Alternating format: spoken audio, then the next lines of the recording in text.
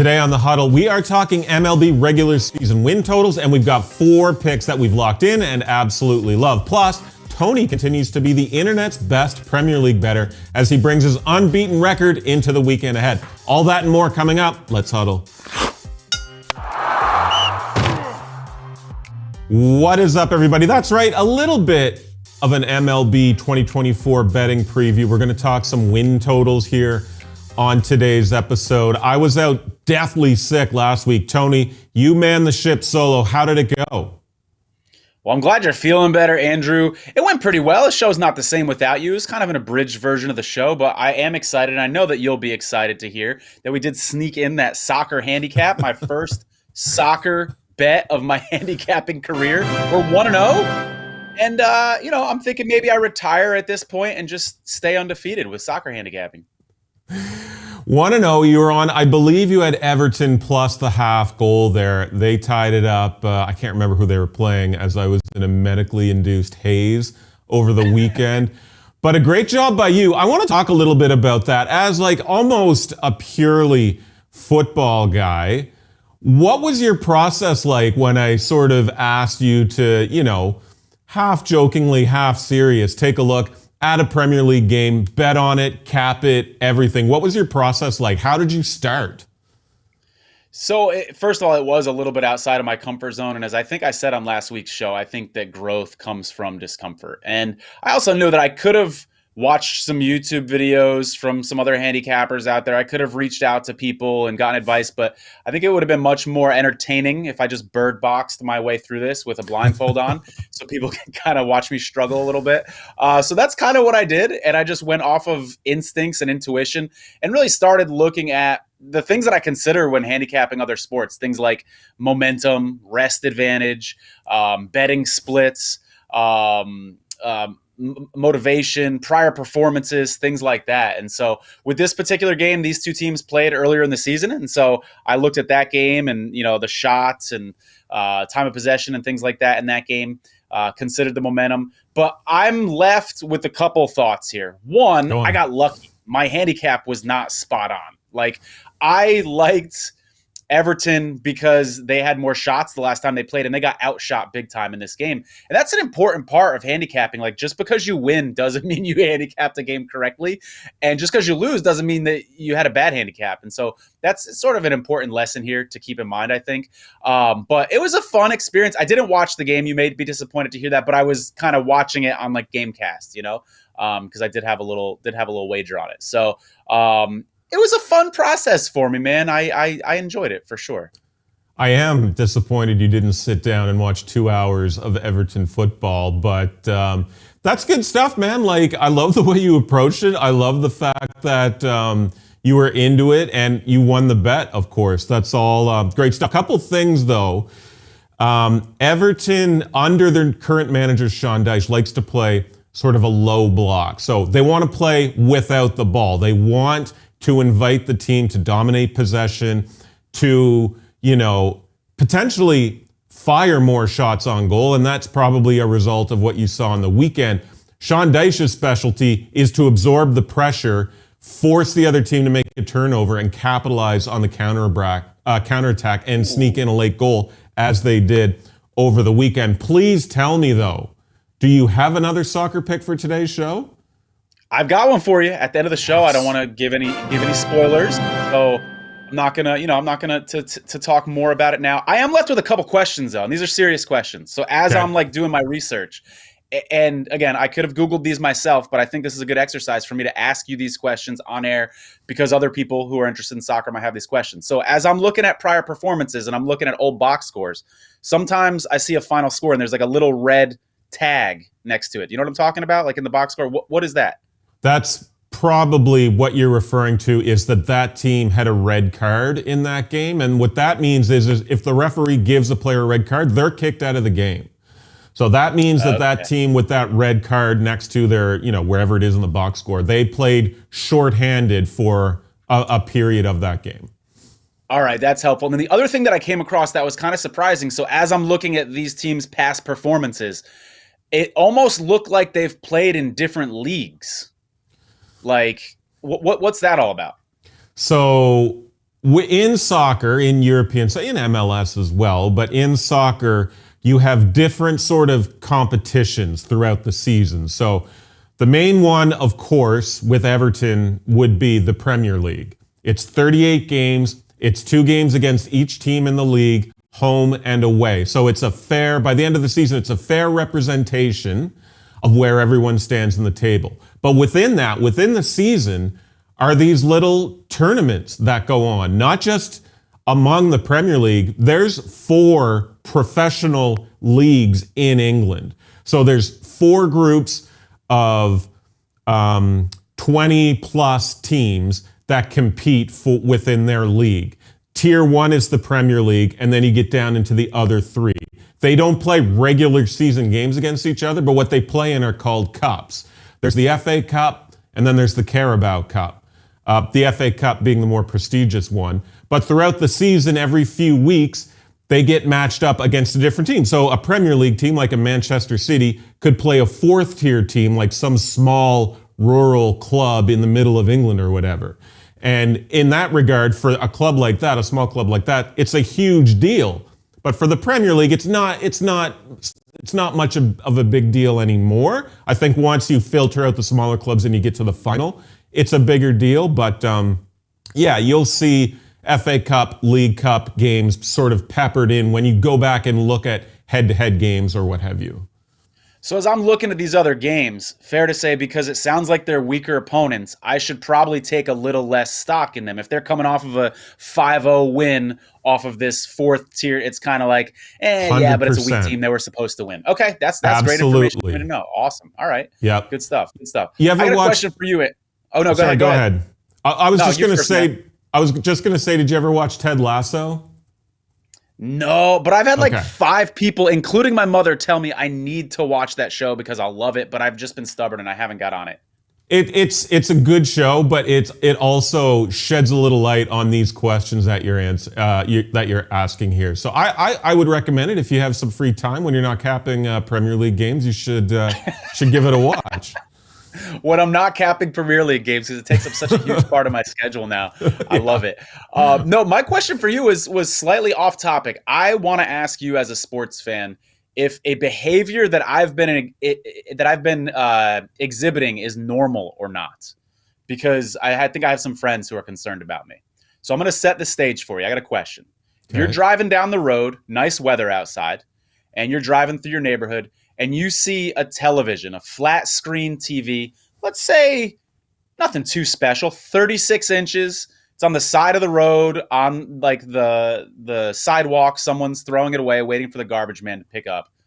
What are the chances that you're going to stop and snag that TV? Or are you just going to keep driving, test it out, see if it works? I'm keeping going. I'm not picking up refuse from the side of the road, but only because my basic assumption would be that TV is damaged because it's on the side of the road. The previous owner doesn't want it anymore because it's defected. So my answer is no. I'm not stopping to pick that TV up. Is this something that you find yourself doing? Are you driving around the streets of Austin, Texas, looking for disposed televisions? All right. I'm not looking for disposed televisions. I'm going to answer your question, but I'm going to dance around it like a politician first. Okay. Does it change things if there's a remote neatly placed on top of the TV? To me, that's almost a signal like, hey, this thing works. Because why would you put the remote out with the TV if it doesn't work? The only difference for me, and maybe it's because in the neighborhood that I live in, I've seen people do this. They'll leave a note on whatever is outside their house on the side of the road that says, free, please take, works fine, whatever the case may be. Anything else, in my opinion, is meant for the dump. All right, we're on opposite sides of this, man. So I won't tell you how many TVs I have in my home because I don't want you to be concerned about me as well. No, I've seen pictures. I've seen photos of your setup. I know you've got, I don't know, anywhere from 7, 8, 9, and Steve can chip in here as well, as he's been privy to this. You have tons of monitors for a given NFL Sunday. I've seen proof. And most of them are free. Like, it looks impressive. Like, wow, Tony must be rich. He has all these TVs. One of the TVs is nice. The rest of the TVs are free. And Yeah. that's my point, is that it's worth taking it home, plugging it in, seeing if it works.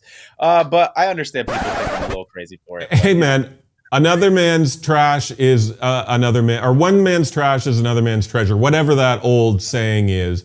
And you've proved that to be very, very accurate. That's a good question, though. I've never actually stopped to think about it. I've never stopped to think, oh, that TV probably works well. I should just take it and build my own Tony setup in my home. I'm glad you have a support group. Man. I'm glad you have a support group in place that folks are looking out for you. Anyway, I'm sure you're putting that setup to good use when you've now pivoted to college basketball. I know on last week's, I think it only got released in podcast form, correct? Yeah, like not on YouTube, but Spotify and all those other areas that were available. Yep.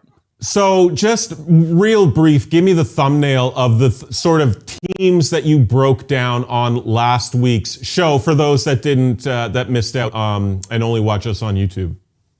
Yeah, 3 medium to long shot teams that I like. Illinois, 35-1. Baylor, I said 40-1. They've lost 2 of their last 3. They're now at 45-1. By the way, I still like Baylor here, though. I love that I'm getting even better odds now. Yeah, they've lost 2 out of 3, but it's been to 2 ranked teams, BYU and Houston. They actually looked decent in that loss to Houston at times. And the third team is BYU at 60-1, a team that we know can get hot shooting. And so that's kind of what I'm looking for these mid to long shot teams, is who can get hot, who has a path to maybe get me to the Final Four for a hedge opportunity, or maybe even win the whole thing. And I think those 3 teams, the value is there when you look at their analytics and when you look at how they've been doing so far this season compared to the other teams around them. Those 3, I think, are worth a shot. I've not actually paid a ton of attention to college hoops quite yet, given that I was sick for the back half of last week for about 4 or 5 days. I've totally been taken out of it. Is there anything, any sort of narratives or storylines or betting trends or anything that you're noticing on the college basketball landscape? It's funny, like the last couple seasons, this isn't unique to this year, but last couple seasons, like the really dominant teams are losing, and sometimes ugly. Like take a team like UConn. Everybody knows how good UConn is. By the way, 5-1 to win the national championship this year. A team that dominated all last season in March Madness. I think their most vulnerable they were in the tournament last year was a 13-point win against Miami in the Final Four. And they've been doing their thing this year. They've won 15 of 16 games, but that one loss was an ugly loss to Creighton by about 20 points. And then all of a sudden they bounce back and win an impressive game by 15 points, the next week. And so that's just an interesting part of the landscape, is that even these dominant teams fall hard at times. And I think what some of it is some of these schedules are just so stacked. It's like when you're in the Big East, when you're in some of these conferences where you're playing really good teams 4 out of 5 game stretch, it's tough to bring that 100% effort game in and game out. So there's going to be some ugly performances here and there. So something to keep an eye on. Yeah, that is a good point. If you see a top, you use the best example there with UConn getting absolutely destroyed by, like, where's Creighton ranked? Are they even in the top 25, or are they sort of periphery? Yeah, they're a decent team. I could look them up here and let you know. But yeah, it wasn't totally unexpected. They're a decent team. 12th in KenPom. They've got the 12th ranked offense and 23rd ranked defense. So the fact that Creighton won that game wasn't overly shocking, but the way they won by, again, almost 20 points. It's like, whoa, I thought UConn was one of the best teams in the country. What's going on here? How could they look so bad? But again, when you go back to last year, UConn had games like this in the 2023 season as well, where, mid to late point of the season, they looked bad, and you start to have doubts creep in. And I think what I'm learning is don't worry about it. These teams can bounce back really quickly. One terrible loss isn't reason to panic. Don't overreact. What was the closing spread on that game? Do you remember? Oh gosh, off the top of my head, I don't even remember. I'm sure UConn was favored by single digits, but I don't remember off the top of my head. One thing that I have noticed, sort of in the news cycle in college basketball, and I'll let you sort of drive this conversation just where I've been sort of out of the mix, just based on my illness. But storming the court seems to be everywhere on like my socials. I know it happened a few weeks ago in a Iowa game, in a Caitlin Clark game, and it happened. It's been sort of happening again. What are you specifically seeing with this sort of narrative? Well, we had two injuries, right? We had the Caitlin Clark situation that you referenced, and then this Duke player gets hurts his ankle in that Wake Forest game.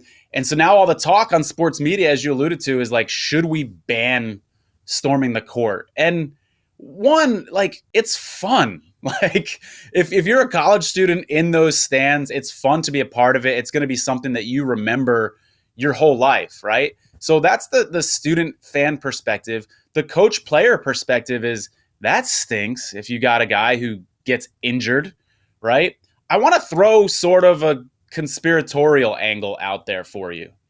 If sports betting is legalized in more states, this is dark, man, but could there theoretically be a situation where a fan intentionally runs into a player? Like, theoretically, that is possible. I know that's dark and we don't want to go there, but if I've got an under season win total on a player and whoops, I just banged my knee with this starting point guard, I think the legalization of sports betting makes this conversation more interesting. And so when I look at the tape of this guy from Duke getting his ankle injured, I don't know how closely you looked at it, Andrew, but I looked at it. He's got some fault here, man, and I get it. I wasn't there. The tape slowed down. It looks different when the tape slowed down. Tony, you've never been in a situation where people are rushing at you, running that fast. I get it, okay? But it looks to me like his arms were extending. Not a defensive position, not like this, protecting himself. It looks to me like he pushed and stuck his leg out and tried to trip this guy. So is the problem storming the court, or do we need to maybe give these guys some information about the best way to protect themselves when people are storming the court? I could see both sides of that argument. I don't want to get rid of it. It's fun to watch. I guess that's selfish for me as a sports fan. I'm not the guy that has to, get my ankle treated the next day because of it. I get it, but it's fun to watch, man. So a few points. The Duke game, it looked to me like the Duke player was sort of initiating some sort of contact with the fan. It looked like tripping him. It looked like he was sort of extending his arms out to sort of push him down. Whether that's self-defense, it very well may be. Whether it's just sort of like, oh, I'm going to these dudes are storming the court, I'm going to give this guy, a trip. So when I watched that for the very first time, that's what I saw. Number two, you raise a very, very, very good, interesting, albeit dark, sure, point with betting becoming so popular and just sort of interwoven with sports at large in America. Questions need to be asked, because if a dude does have, we'll talk baseball later in the show, but if somebody's got, Garrett Cole over win total or under win total, and it's 17 and a half, and he just won his 17th, and a fan wants to run out onto the field, and dude, that the possibility is there. It's a real conversation that potentially will need to be had. And the sad thing is that it might take an incident for that conversation to even get started. So it's a very interesting topic that you bring up. And then what was the third thing I was going to say? Gosh darn it, I can't remember. What the heck was it? No worries. We talked about the dark aspect of it, and then just the angle of the push. I mean, you and I are on the same page that there may be some fault there, right? From Phil Yeah, Housen. for sure. I think so. But you're right. I mean, I don't know that there is a solution that we can ban storming the court. The funniest thing was, and me and Steve watched this, but there was this one clip going around a couple weeks ago. It was a smaller school. It was potentially D2, D3, I don't know. But they had won a game. They hadn't won many all season. And one fan went out and stormed the court after the game was over. It was amazing. But I agree. I don't know if you ban storming the court. It is fun. The students, the fans, they love it. Well, how do you enforce it, Andrew? How do you enforce it? Like, are you going to fine the school? Do you think students are going to care? Okay, you're going to fine my school $100,000. I mean, do you penalize them competitively some way? Take away the win? And then, that would do it. That would stop it from happening. I don't know. I don't like that though. Could you imagine? That would be severe. Yeah. But ultimately, they're going to have to penalize the institution or the team in some way. Is what would happen, because you can't hire 250 security guards or more to stand on the baselines and the sidelines and guard the floor. It's just not going to happen. And if you took the win away, sportsbooks would have to have sort of a fine print clause. If you won the game outright, but it was taken away because of a court storming situation, is that still a win or not? The trickle-down effect would be massive. Let me ask you this. Do you think this is as much of a story as it is if it wasn't Duke?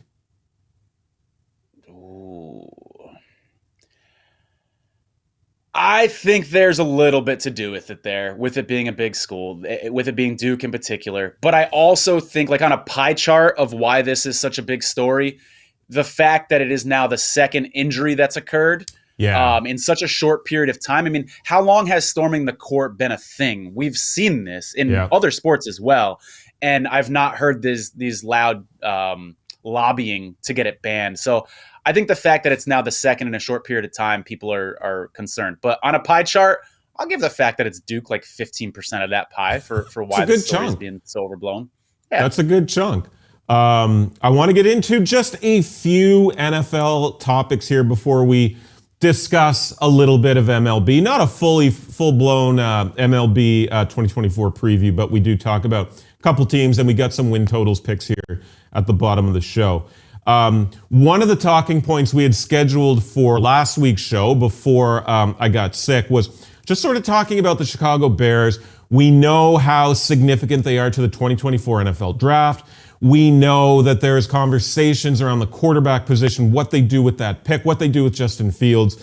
But one of the things we wanted to address was Justin Fields and how he removed the Chicago Bears from, I don't know if it was all or just one or two of his social media accounts. So we talked about him on the show 2 weeks ago, and I think we're both fans of Justin Fields. We're both fans of the way the Chicago Bears sort of adjusted throughout the NFL season. They got really, pretty competitive, pretty strong in the back half of the season.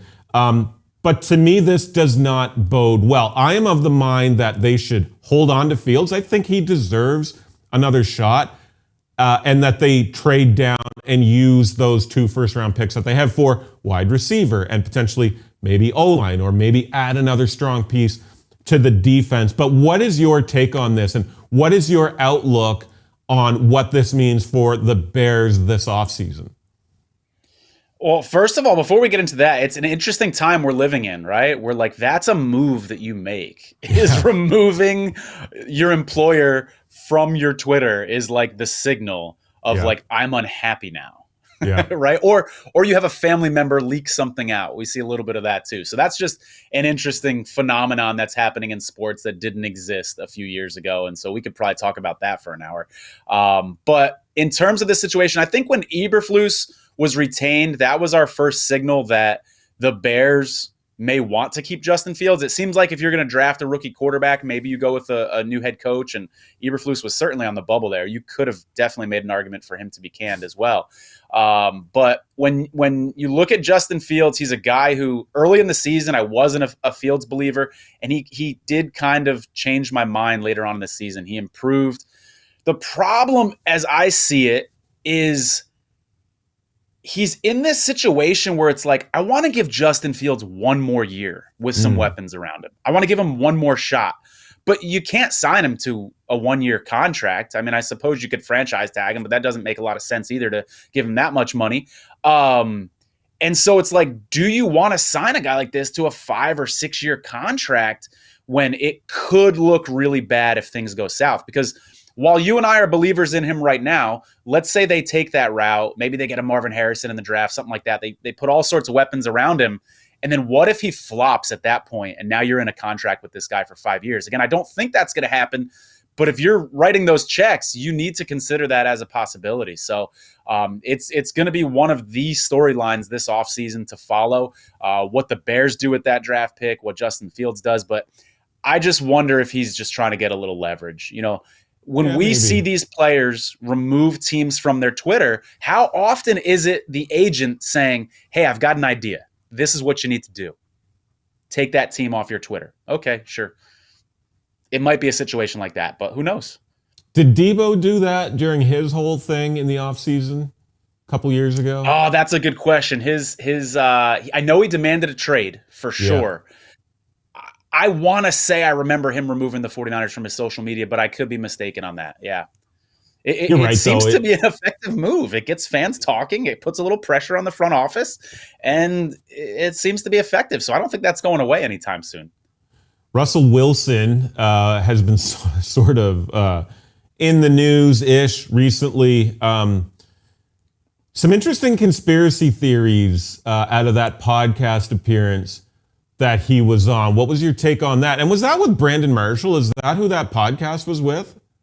Yeah, I didn't even know Brandon Marshall had a podcast until I saw these clips. But yeah, we know that the Broncos told Russell Wilson, take this injury clause out of your contract or else. And they followed through and they benched him. Okay. So we know that they were worried about the financial aspect of his contract hurting them. So the conspiracies that have come out now that I've seen on Twitter since this podcast are, wait a second, do you remember Sean Payton berating Russell Wilson publicly on the sideline?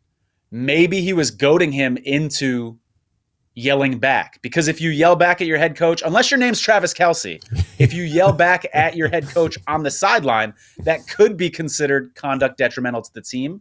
And that could be a reason to not pay Russell Wilson. So when you hear Russ, and I didn't listen to the entire interview from start to finish, but when you hear Russ talk about the tension and the ugliness that was happening with those contract talks, it does make you wonder. But the other thing in that interview, the highlight of it perhaps, and Oddshark had a great tweet about this earlier this week, was, Russ saying, I want 2 Super Bowls in the next 5 years.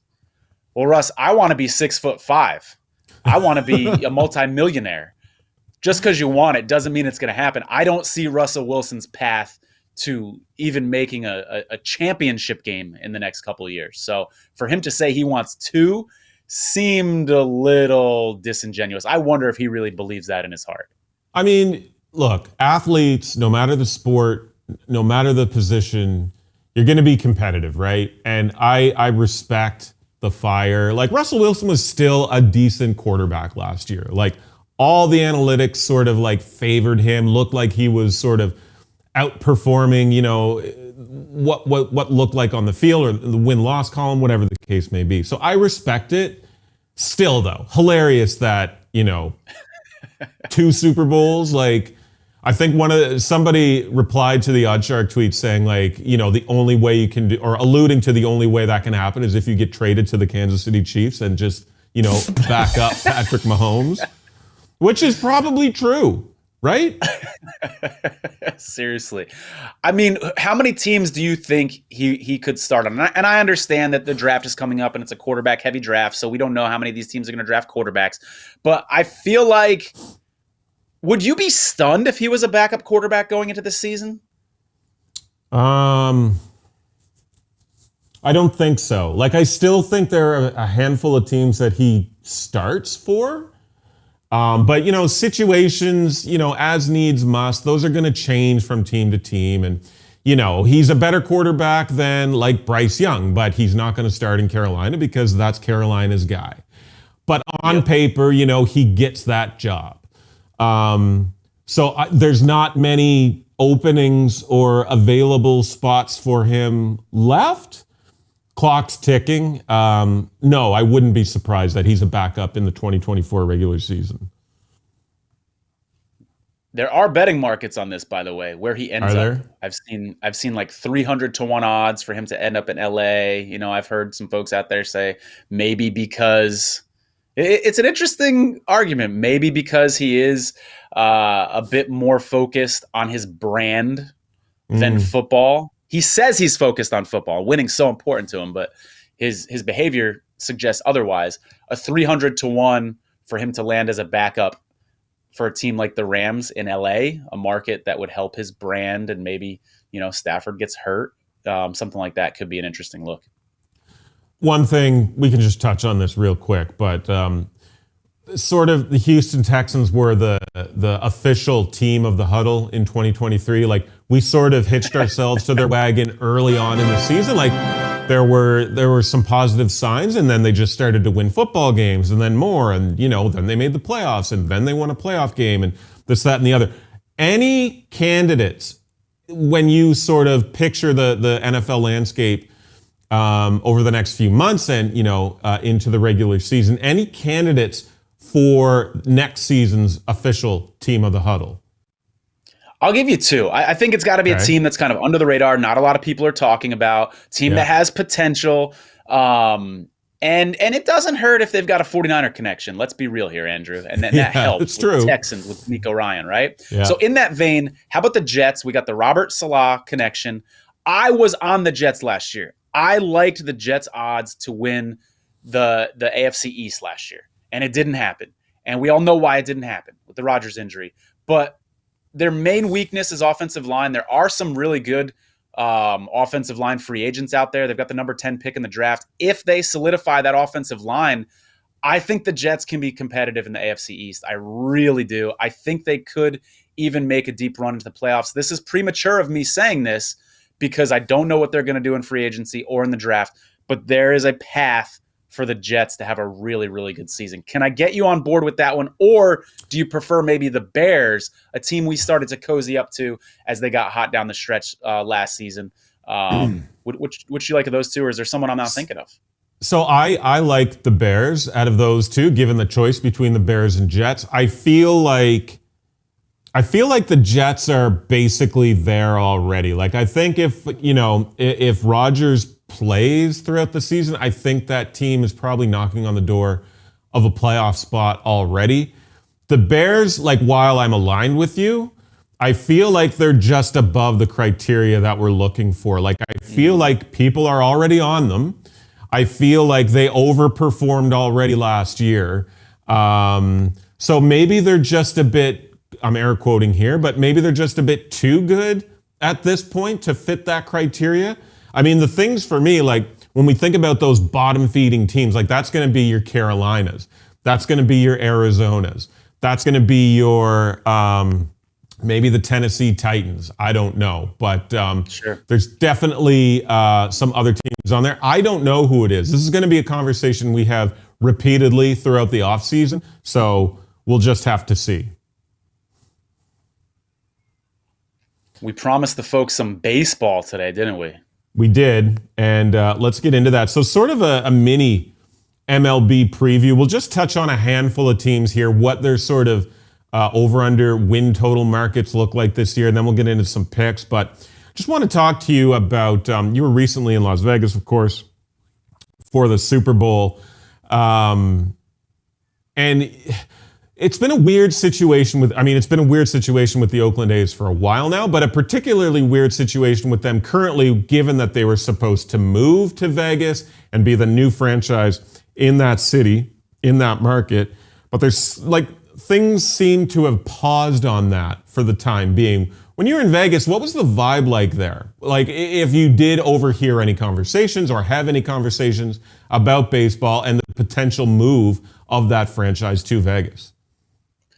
I did speak to a couple locals while I was there, and obviously this is a very small sample size, and I can't, say that the 3 or 4 people that I talked to spoke for the whole city. But one of the things that kind of surprised me is, like, again, I'm in Austin, Texas. We've got an MLS team here, but we don't have a major sports team here. If I heard that, the Oakland A's were moving to Austin, I would be excited and I would be pumped.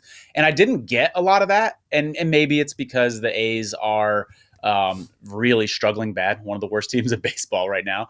Maybe it's because the stadium won't be built until 2028, and it's just so far off that people aren't excited about it. But people are just kind of like, yeah, if it happens, it happens. If it doesn't, it doesn't. I didn't hear that excitement, so I found that interesting. But the other thing, it seems like there's some drama in the negotiating process between the front office with the A's and the politicians in Vegas.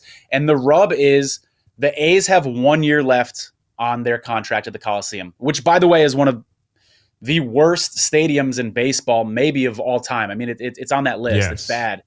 Yeah. So they want to avoid re-upping that contract at the Coliseum for obvious reasons.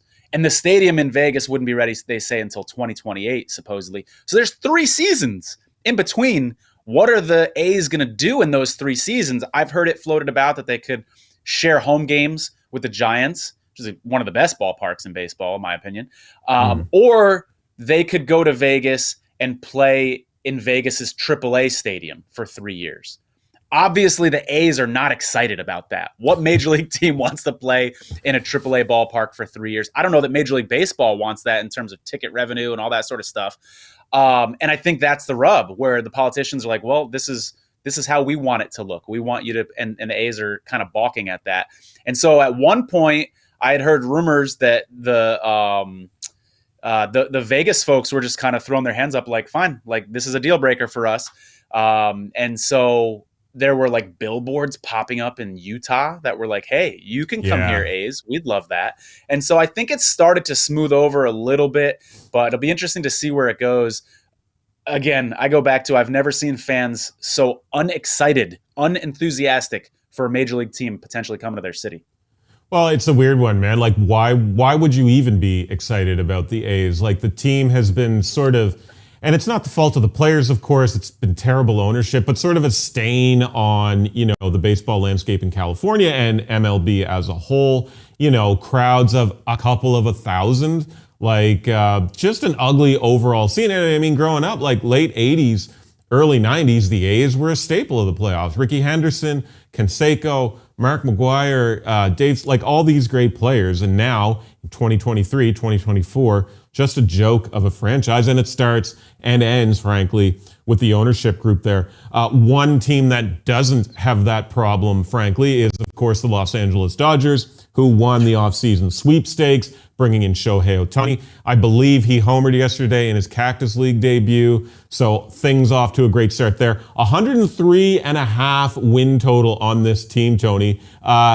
Just scouring the surface, like, what are your expectations for this team this year? Yeah, that's the highest season win total set since the 1999 Yankees. So expectations, wow. Good stat. Could not be any higher for this team. And it's understandable why. I mean, you're adding Ohtani to a lineup that's already extremely potent. They've got 3 guys in the top 5 for NL MVP odds. Yeah. I mean, that lineup's going to be absolutely stacked. The pitchers, I mean, we're looking at, of course, Kershaw is going to be coming back from injuries. But when you look at the Cy Young voting, we've got a handful of guys, I think 3 guys that are in the top 15 for NL Cy Young odds. And then you've got Kershaw coming back as well. This team is absolutely stacked. All that being said, when I see a season win total that high, and I'm not betting this personally, but if I had to, I would have to lean under here just to be contrarian. I mean, it seems like when all the publicity is, oh my God, the Dodgers, it just makes me want to go under. When I see the crowd going one way, it makes me want to go under. A couple injuries could make that lineup all of a sudden look a little more human. So that's just 103.5 games. Is so many games. So give me the under if I had to bet this one. Yeah. Yeah, you talk about the pitching staff. It is elite. And at Walker Buehler, another name that is injured, he'll be coming back throughout the season as well. But you got Yamamoto. You've got Tyler Glasnow, who has been a great arm when healthy for the Tampa Bay Rays. So there's potential injury concerns with him as well. But when he's on his game, absolutely elite. New York Yankees, obviously another massive franchise, another massive market in MLB. They're sitting at around 93.5 wins, depending on the book. But do you see a bounce back year with this franchise? I do. 93.5 wins. I like the over here, Andrew. It's funny because I usually like to bet the Yankees under because there's almost like a premium that's built into them because they're the Yes. Yankees and everybody wants to bet the over. So I usually like them under. But I'm going to take the over here. It's tough to see a team with this pedigree having two really disappointing seasons back to back. You've got Aaron Judge and Juan Soto in that lineup, two of the best hitters in baseball. That's going to be fun to watch. And they're not done spending yet in free Yeah. agency. I mean, they could still. Would anybody be surprised if the Yankees, of all teams, opened up the checkbook? You got a guy like Blake Snell that's still hanging out there. And so if they all of a sudden get Blake Snell, wouldn't be surprised to see this total move up to 94.5, 95.5. So this is an opportunity to bet 93.5 now. It's kind of a high number when you look at what they did last season, but I'd take the over here with the Yankees. I just think the simple fact that they add a lefty bat like Juan Soto to that home ballpark where that right field porch is so short and he could just, hit homers and pepper doubles off that wall all day, that's going to equal, some wins. And I low-key like the Verdugo move as well, adding another lefty bat, good hitter that can get some extra base hits in that stadium as well. Another team Marcus Stroman, Trent Grisham as well in the outfield. Trent Grisham, a good outfield piece. Stroman, a good back end rotation guy. Like you said, man, they're not done.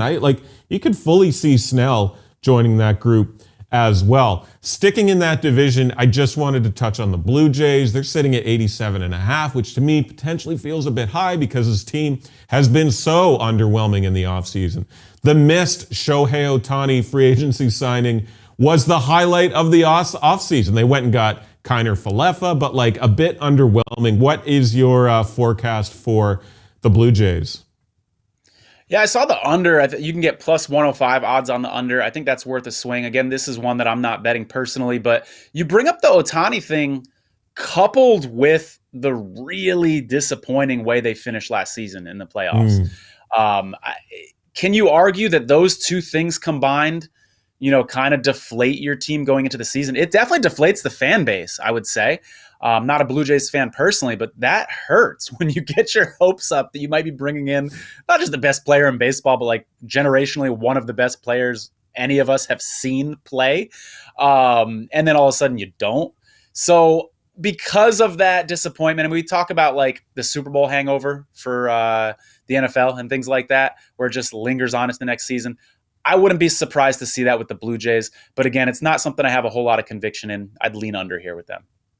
Yeah, I do sort of think getting Justin Turner was sneaky good. I know he's pushing 40, but he has still been producing, and I don't think it's a terrible move to bring him in. Still devoid of really good clutch lefty hitting, though, which is a worry. Last team, real quick, San Diego Padres, only because they've been spending money for a few off seasons now and just haven't gotten over the hump, just haven't gotten to where we thought they were going to go with all those names like Bogarts, Machado, Tatis. I know he had been suspended, but when he's on the field, great player. 82.5. And I know they've lost some names. Snell, of course, the free agent. But what do you make of the Padres and their expectations for this season? Yeah, 82.5 now. I bet it at 81.5. I think this is a good buy low opportunity for the Padres here. I know they lost Soto. They're definitely going to lose Blake Snell, probably to the Yankees. We'll see. Everybody else is down on them because of how disappointing that season was last year. It was such a weird season where after the All-Star break, everybody was like, yeah, the Padres are going to come around. The pieces were there. Everybody was expecting it to happen, and it just didn't. But a lot of that people aren't talking about, there was some bad luck involved there. They were 2-12 in extra inning games. They were 9-23 in games decided by one run. And so they just weren't pulling out those close games. And so I think that we're going to see maybe some regression toward the mean here, and they're going to, in those close games, they're going to be a little bit closer to 50-50 in those games, and we could see them surpass that win total, despite the fact that they've lost a lot of big names. And people may overreact to the fact that they've lost those really big names. Some good additional pieces in that lineup. I really like Cronenworth. I really like Ha-Seong Kim. But that outfield is kind of trash now, Tatis notwithstanding. But they're going to have to lean on dudes like Jurickson Profar, which is always not really a recipe for success, but we'll see what happens to that team. All right, get us started. We've got picks coming up here now. We've each got 2 MLB definitive season win total picks, and then we've each got a soccer pick. So I'll hand it over to you. Give me your first one here. How about the Cubs under 84.5 wins? Love it. This was a team last year that I jumped on board. I think I got like 120-1 odds on them winning the World Series just because I saw that their schedule was weak down the stretch. I was a Cubs fan for the better part of last season. They were fun to watch. I think that they're overhyped, though, going into the season. I know that they just re-signed Bellinger, but is he going to can we count on him to have a season like he had last year? Would anybody be surprised if we saw the old Cody Bellinger, prior to this season? Wouldn't be surprised if he fell off. And then there's some question marks on that pitching staff. Just don't have a whole lot of faith in the Cubs. Wouldn't be surprised if they disappointed their fans again, like they have so many other times in recent history. I'm going to stick in that division. I'm looking at the Pittsburgh Pirates over 75.5 wins. First off, they eclipsed this number last year, and that was without some key pieces in the mix. So I feel like they get over that hump again this year. I feel like this is honestly a decent young group of players with veteran presence from the likes of Brian Reynolds, who has put up some great numbers over the last 3 seasons. And one key to this will be the health of O'Neal Cruz. This is a guy that was a highly, highly touted prospect. He had a great half-season audition in 2022, but then missed all but 9 games last season due to injury. He has a great bat, cannon of an arm, and is just a fun player to watch. They're going to need him in 2024. And lastly, the additions of pitchers like Martin Perez, Marco Gonzalez really do add some good arms in the rotation. Baseball fans will know about Mitch Keller at the front end of the rotation and what he brings, a decent ace to that rotation. But adding those 2 solid lefties adds some more wins to the mix in 2024. Give me Bucks over 75.5. I like it. My next one is the Cincinnati Reds. I like them over 81.5 wins. This is a team that had 82 wins last year, and I think they're better this year than they were last year. The core group of this team is very young, and analysis and handicapping aside, this is going to be a fun bet because this is one of the most electric teams in baseball. They're fun the way they win games, stealing bases at the plate. It's a great team to watch. Give me the Reds over 81.5 wins, and I really like the Candelario pickup too. So I like adding the Candyman to this lineup, like the Reds over 81.5. Yeah, Candelario, an underrated bat over the last handful of seasons in MLB. You add him to the mix with guys like Elly De La Cruz, one of the most exciting players to watch last year. They were a great story last year, and I sort of agree. I think their trajectory with this team is very, very promising. The flip side to that coin, the New York Mets, under 82.5 wins. The Mets are weird. First base, shortstop, and catching is locked down with 3 very, very good pieces, but the players around Lindor, Alonso, and Alvarez don't really do it for me. You've got McNeil and Nimmo, yeah, fine, whatever, but there are some gaps around the outfield and at third base and whoever else platoons in those positions. I love Kodai Senga. He had a great 2023, and he will be the ace of the rotation in 2024, but the rest is not very good at all. Severino is there, Sean Manaea, Jose Quintana, just a lot of meh guys on days when Senga won't be pitching. And then there's the fact that a massive chunk of their games will come against vastly superior teams in that NL East division, like the Braves, like the Phillies, and there's even going to be a lot of losses against a scrappy little Marlins team. So forget about the Nationals. Of course, troubling times with the Mets. I do absolutely love Alvarez behind the plate and Senga, like I said, but a lot of gaps around this Mets club for 2024. All right, my highly anticipated soccer bet here. I'm going with Everton again. Wow. I think they're my team. I mean, isn't this what happens for so many like kids? They randomly pick a team to root for whatever sport it is. They win a couple games, and then that's their team. I think Everton is my team. They're the official team of Tony Farmer. I love it. The Toffees. I love it. They're going up against West Ham this Saturday. And my last victory that I got with them, they were a half-goal underdog. They're a half-goal favorite in this one, plus 101 odds against West Ham. West Ham, has been shut out in 3 of their last 4 games, so they're struggling bad. Everton's got a 2-day rest advantage, and I don't know if that's a big deal in soccer. I'm actually going to ask you about that now, Andrew. In hockey, that's a huge deal, the whole rest advantage thing. I'm wondering, it's a smaller country, so they're probably not traveling as far. There seems to be more time between games. Is the rest advantage thing like legit in soccer or not? I would say that extra rest is definitely something that should be considered. In fact, I mentioned that in my pick that I've got coming up. But you're right, like travel is not an issue in England. Like it's very accessible to get from one city to the next. But rest, absolutely take that into account. These guys are running 10 to 15 kilometers